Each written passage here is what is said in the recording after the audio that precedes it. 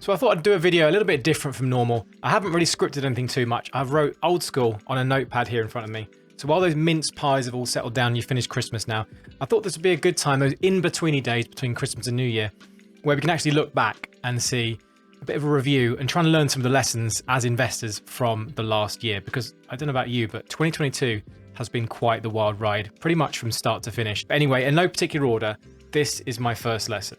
And the thing I've wrote down here says, you don't know you're in a bubble until it pops. And this one's quite funny actually, because I did do a video on the exact topic, and I'll put the thumbnail up on the screen now that says, are we in a bubble? And I kind of went over objectively from saying, well, we might be, we could be, and or maybe we're not, because company earnings were going really well, debt levels were pretty low, interest rates, of course, were doing what interest rates were doing, and everything seemed fairly rosy. And yes, there was some exuberance and overexcitement, but there weren't any bad signs necessarily, at least from my opinion. But of course, things changed very, very quickly as we headed into the new year. Now, as hindsight investors, which is one of my favorite kind of investing, looking back, of course, we had huge amounts of stimulus all the way around the world, notably from the US. Everyone was given stimulus checks to help with keep everyone at home with COVID. And here in the UK, lots of people got furlough cash and didn't really have many expenses, and we were quite lucky sometimes. And some people found themselves with quite a high paying job with no more expenses to get to work. So lots of free money was sloshing around. And what happened? Well, lots of people decided to put it into assets. And when we look back, 2020, at least whatever that recession was that we had in a couple of months, then just boomed up from there pretty much for the next 18 months to 2 years. Another sign looking back, I suppose, in hindsight, and lots of people did call this, but then I've got another thing that I wanted to say about people who always say that we're on the way down. Crypto market went crazy. NFTs, pictures of monkeys. I mean, yeah. I've got not much to say really about pictures of monkeys. The meme stocks, of course, everyone thought they could get rich quick.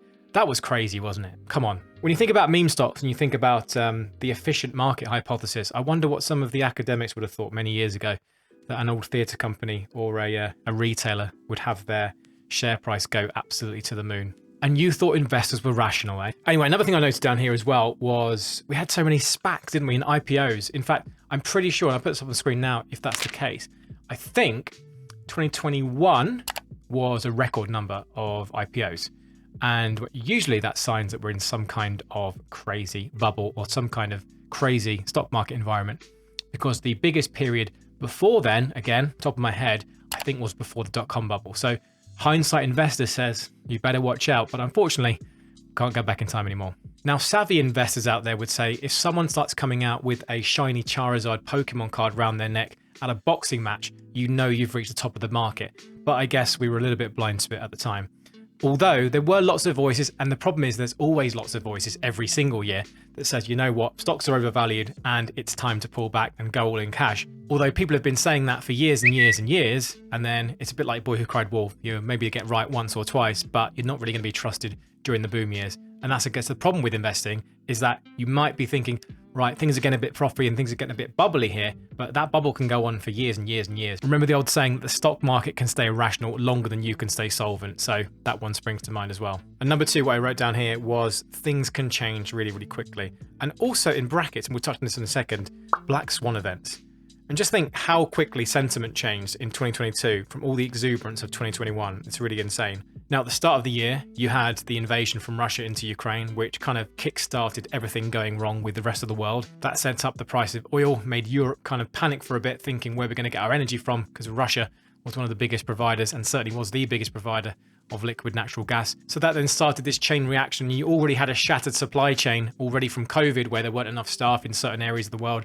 And then you had China being in lockdowns. All these kind of things came together, and I guess you could call that some kind of black swan event, and ultimately led to where we are today. But more importantly, I think what this shows is that as an investor, you're trying to project and guess what's going to happen over the next 10 years, 20 years, and you're thinking, well, I hope I can get 8 to 10% this year on my returns. Or if you're buying individual stocks, you might kind of predict and say, well, they might increase their revenue by 15% in this year, and they should increase their earnings per share another 12 to 15% as well. But then events like this happen, and it's really out of your control. So that's a huge reminder that really things can change extremely quickly. So just remember that one. Number three, you're going to love this one. I think this one is quite a YouTube specific one.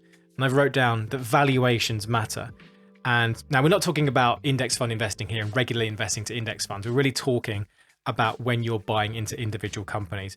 And this leads on from all the SPAC and the IPO boom of 2020 and 2021, where seemingly the price you paid didn't matter because everything was going to the moon, and seemingly lots of the time things were going up. Almost anything you could have picked went in one direction, regardless of whether it was making a profit, regardless of whether it had any cash flows or even had a business at all. It was just that all these profits are going to be promised in the future, and these companies were going to change the world. And there were countless companies that could change the world. And people love to fall for a story, don't we? We love that story of promised riches sometime in the distant future, and people were prepared to pay for it. And I think this is that reminder, isn't it? And I wrote this one down as well. Of course, the old saying that the stock market is the voting machine in the short term and that weighing machine in the long term, and how much our sentiment at one point and different investors can completely drive the market in one way. And it's all down to our emotions about that fear and greed, and certainly FOMO and that fear of missing out really hits you very, very quickly. And I think everyone is susceptible to that. Now, another thing I noted down here, and I think it's a good example of this, and I brought this up in different other videos, but the ARK K fund managed by Cathie Wood, I think is a great example and a great story, which we're going to go back in many, many years' time and say, this is what happened with all these investors getting caught up. In the frenzy and hype with all the stimulus checks and everything going around, that fund got to some crazy heights. In fact, I'll have to put up on the screen now how high the fund actually got in terms of the assets under management. Because at the end of the day, the only people getting really rich in that are the fund managers themselves, remember. They're getting their money from those fees, not how much they actually return to investors. And I think ARK K and other of those actively managed funds is a good reminder of human psychology. Now, I'll have to find where this research was from, but I'm pretty sure it was Morningstar. And lots of the books I've read referred to this research about how investors like us look to pick our funds, and actively managed funds especially. And of course, what do? Well, we go to the ones that performed the best the year before, and we think, wow, look at these must be doing very well. And the research actually shows that those who do very well, I think they say like the top quarter of funds in 1 year, find it extremely difficult to then become a top quarter fund for the next year as well and continue that. And quite often, the fund who performs really well ends up performing really badly the next year as well. Because as you can imagine, as a fund gets bigger, it just has to get returned to the mean at some point. You can't keep the fund going bigger and bigger and bigger. And actually they have bigger problems to worry about. As the fund gets bigger and more money comes funneled in, it's actually harder to get the same gain. So just be aware of that one. So I think that's a fascinating one that looks at human psychology and the way that investors think and how they actually search for their investments. Now, just leading on from that investor sentiment and the way that us investors think and how we feel, I put there's no rush to buy stocks. This goes back to some of Peter Lynch's speeches when he spoke about the fact that, I think he gave Walmart as an example, saying that even when Walmart IPO'd, which, what was it, 1970s, 1980s, you could still buy the stock many years, I think he said 3 or 4 years after it IPO'd, and you could still buy the stock then and have amazing returns. So it's a reminder that you don't have to get in, pre-IPO, you don't have to get in just when something IPO'd, you don't have to get in at a crazy market. Have some patience, have some time. And those truly great companies, there will be time to buy them if you are an individual stock picker. Of course, none of this applies if you're going to be DCAing and just dollar cost averaging every month into index funds. But I know lots of us out there, me included, do like to dabble a bit in individual stocks, so just be warned on that one. And then maybe this one's a reminder for all of the professional analysts out there, but I said that basic assumptions need a bit more margin of safety in them. And I don't know if you guys watch the Everything Money channel, but they go through lots of different companies and they'll project their own assumptions and say, okay, well, what if they had 8% or 10% growth? And what if the PE was 20 in 5 years' time? And here's what a price I should pay at. And while that's pretty good, I think lots of people can very easily start to project some crazy high figures just because a company had a very good 2020 or 2021. And some people have lost their longer term mindset that says, hang on, 2020 and 2021 may have been a bit of an exceptional year, so we should probably discount those and actually look at the longer term trend. But anyway, I think the lesson there is have a bit more of a margin of safety, have a bit more of be a bit more cautious and conservative about your assessment about buying individual stocks, because if it's not going to outperform and have a really good chance of outperforming the market, then just buy an index fund. Number 4, and this kind of goes back to the whole YouTube and social mediaification of the stock market. I've said, be careful who you trust. Now, I'm not going to point any fingers, and you can imagine whoever you want to imagine when you think about these points.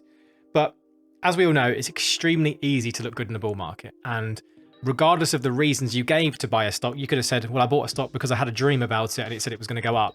And then it goes up the next week and you look like a genius. Your reasoning doesn't matter. It could have nothing to do with why the stock actually went up in the first place. Because of course, the whole market went up. Lots of stocks who weren't making any profit go up and people were getting a huge amount of FOMO. And it is, of course, now only after the fact that we can see how easy it is to look like a genius in a bull market.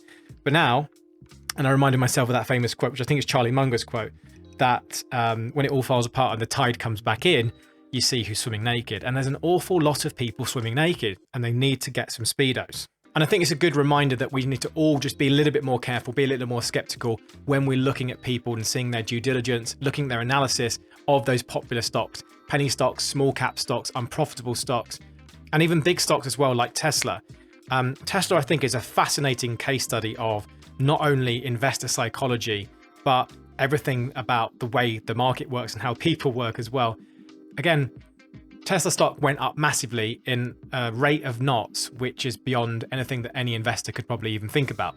And it does have great fundamentals. The issue is then, what are the expectations for the stock moving forward? Now, it's amazing what you see happen on Twitter at the moment and on YouTube itself. All of the Tesla bulls are pretty much having a fight with each other and blaming each other and saying who's to blame because the stock price is going down. You've got an enormous amount of bag holders who only bought in because the stock went up and didn't really do their research on the stock in the first place. And those people who did hold the stock, for example, for 4, 5 or 6 years before it ran up, who had a very terrible time and actually were gambling, if they're honest, in the future of the company because it almost went bust multiple times, have now kind of made themselves into this kind of deity-like position on YouTube because they went all in and risked everything, which is extremely dangerous.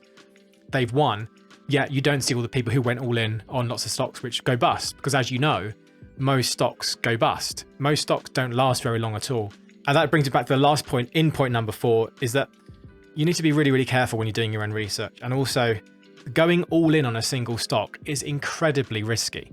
Those people who do it and they say, I've got high conviction, it just doesn't mean anything. If you're going all in on a single stock, I think you need to give your head a wobble a little bit, because no matter how smart you are and intelligent you are and how much information you have, you don't know the future. And I'll go back to those black swan events.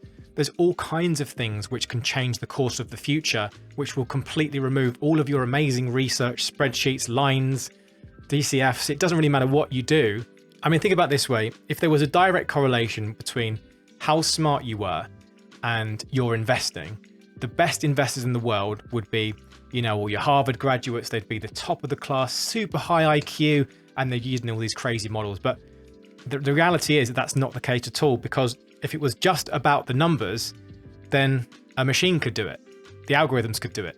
But the market is made up of so many different moving parts, and we're all irrational, weird little monkeys, basically putting our hats in the ring and putting our money in the ring.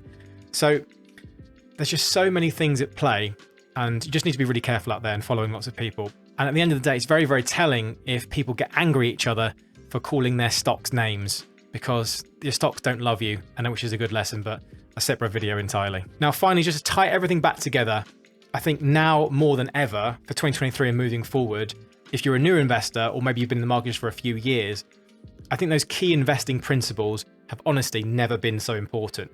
So going back to the basics, and I just did a recent video just doing a new investing for beginners video for 2023, going back to the rules of how important diversification is. So yes, you went all in on a stock and you made lots of money, congratulations, but then you also saw it go down 50% again. Diversification is so important. And another thing as well, good old index funds. They're very, very boring. They get rich slow. In fact, they'll not even get rich, but they build wealth very, very slowly. But I don't know if anybody is a fan of Strongman Personal Finance. He's a bit of my guilty pleasure on YouTube. He has a stock tracker of some of those very popular small caps, shall we say, against a global index fund called VT, which Americans can buy. And VT is winning. So a global index fund is beating all of these little small cap stocks, which is fascinating. And it's just a reminder that diversification is so important. Now, going back to someone who's been doing this for a very, very long time, I wrote down Warren Buffett being written off. It was quite interesting, wasn't it? Over the past few years, lots of big tech companies have been exploding, the likes of Tesla again. And Warren Buffett staying very, very clear of that, being very, very cautious, keeping lots of cash on the side. Although I don't necessarily subscribe to that personally myself as a regular investor, I think that wouldn't be the best idea for most people. But for someone like Warren Buffett, lots of people saying he was losing his touch, and people like Cathie Wood, wow, innovation's the future and everything's going to change and all these stocks are going to go to the moon. Warren Buffett and Charlie Munger and his team just kind of sit back and relax and let everyone else mess things up for a couple of years, and then just comes in, you know, buys a few energy stocks and things and just sees his portfolio continue to take off. And I think that one, again, is an interesting one and a reminder that investing is a long, long-term game, and anything can happen in that short term. Another thing as well I got down here is that beating the market is super difficult. This kind of goes back to the last point really, doesn't it? About when the tide comes in, you see you swinging naked. Beating the market even by a couple of percentage points is extremely difficult. I know I rattle off the stats all the time about large cap funds and how they can't beat the S&P 500. Now, in times when the market's good, everyone seemingly can beat the market and it looks easy. It's when times are hard when you realize, okay, if you're down more than the market, if you're down 50%, you have to recover 100% just to get yourself back up to zero. And that's extremely difficult. Whereas if you were invested in the market, you might be down, say, 20 or 30%. And that's a huge difference to then get yourself back up to zero and get yourself back up to level. And we go back to Warren Buffett's rules about saying, don't lose money in investing because that really kills you. We can all make money in the bull market, but it's those bad years of how much we get drawn down and how much we get hurt. And finally, I don't think I'll ever get tired of saying this one, but one of the key investing principles, of course, is using dollar cost averaging, pound cost averaging, whatever you want to call it. Investing regularly into tax advantage accounts is really the only way forward over the very, very long term. And sure, play around with individual stocks. I play around with individual stocks and have my portfolios all public on YouTube. But these things are so important, and it's all good having gains in a general investing account. And we're really lucky here in the UK that we can invest up to £20,000 per tax year in a stocks and shares ISA, completely tax-free. And if you stick to that over many years, and many of you do who watch the videos, and I'm really, really grateful to that, please keep posting in the comments down below. It's really interesting to hear all of your thoughts. But these principles are so important. It's not about YOLOing your life savings into something hoping it's going to go up and then getting angry about the stock on Twitter. But what a crazy world we find ourselves in. Anyway, I'd love to hear all of your thoughts. What are your lessons from the last year of investing? And throw in any predictions you want for 2023. And I'm almost certain that anything I've made, I did a video on this about predictions for 2023. They're all going to be completely wrong, and we can do a similar video next year. Anyway, as always, guys, thank you so much for the support. Drop me a like if you found the video interesting, subscribe for more. And as always, happy investing.